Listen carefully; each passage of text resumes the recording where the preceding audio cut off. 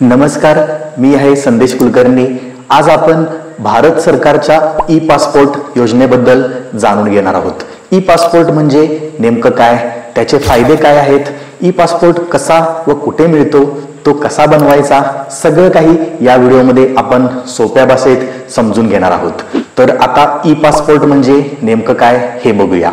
E passport हा एक आधुनिक प्रकारचा पासपोर्ट आहे, जो कागदी पासपोर्ट सोबतच एका इलेक्ट्रॉनिक चिपमध्ये तुमची वैयक्तिक आणि बायोमेट्रिक इन्फॉर्मेशन साठवून ठेवतो। या चिपमध्ये RFID म्हणजेच रेडिओ फ्रिक्वेन्सी आयडेंटिफिकेशन या टेक्नॉलॉजीचा वापर होतो आणि यामध्ये तुमचा फोटो, फिंगरप्रिंट्स, डोळ्यांची स्कॅन व तुमचे नाव, जन्मतारीख यासारखी इन्फॉर्मेशन अगदी सुरक्षितरित्या साठवलेली असते। ई पासपोर्टची ओळख कशी करायची? जर तुम्हाला ई पासपोर्ट आहे का हे पाहायचं असेल तर तुमच्या पासपोर्टच्या समोरच्या कव्हरवर एक छोटं गोल्डन रंगाचं चिन्ह असेल, हेच ई पासपोर्टचं खास संकेत चिन्ह आहे।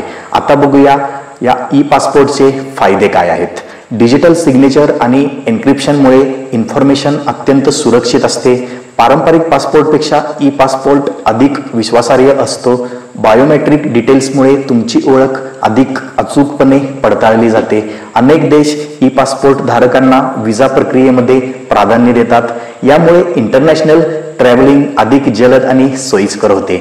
आता हा ई पासपोर्ट कोणाला मिळतो हे बघूया। सध्या भारतात अनेक शहरांमध्ये ई पासपोर्ट देण्याची सुविधा सुरू झाली आहे।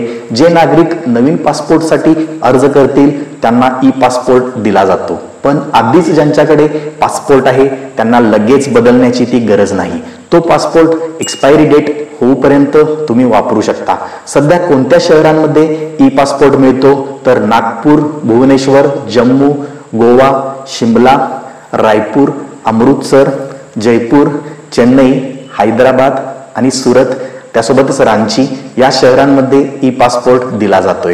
तामिळनाडूमध्ये ही सर्व्हिस 3 मार्च 2025 पासूनच सुरू झाली असून 22 मार्च 2025 पर्यंत तिथे 20,729 ई पासपोर्ट्स जारी करण्यात आले आहेत। आता ई पासपोर्टसाठी अर्ज कसा करायचा हे लक्षात घेऊया।